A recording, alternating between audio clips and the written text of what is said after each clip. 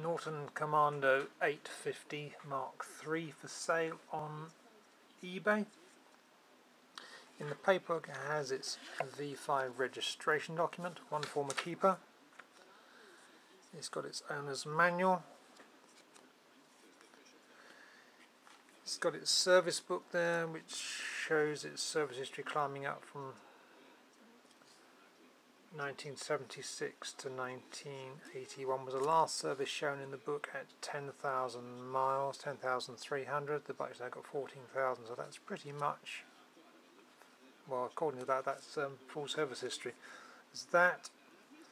Got some Commando service notes with the bike. There's an HPI check certificate that shows the bike is all completely clear.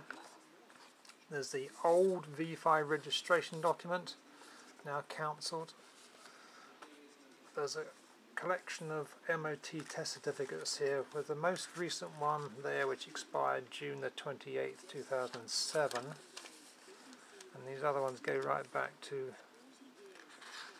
the earliest one I saw there, 1981, which was when the bike was bought from Boldall Motorcycles in Worthing, and the invoice is here somewhere. There we are. Bought in 1981, which was the last owner the bike's had. So it was that, a load of other sort of notes to the Norton factory and things like that, invoices for parts and restoration stuff, all that kind of stuff there. There's a Commando 850 Mk3 parts catalogue. There's the original instructional literature wallet that came with the bike there. There's also a pile of other stuff, sort of odd bits and pieces there that go with the bike as well. So just looking around the bike, a few little things to point out. The bike has been in storage since 2007. I don't think the bike has been used since it's been restored. If you look under the mudguards now, it just looks all new. There's no dirt on the bike to indicate it's been used since it's been restored. The mileage on the bike of 14,000 miles. All the paperwork shows that's right. So the mileage on the last MOT test certificate shows 14,101.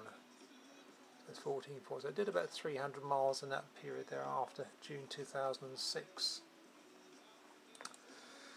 The bike is going to need a new battery. I managed to start the bike by fitting a battery from another bike. Nobody has turned the fuel on in the tank because the fuel in there, it's got quite a bit of fuel in that's very old. So luckily nobody turned these on, and I ran the bike off of a remote fuel tank. So actually the carburetor is all still clean inside there.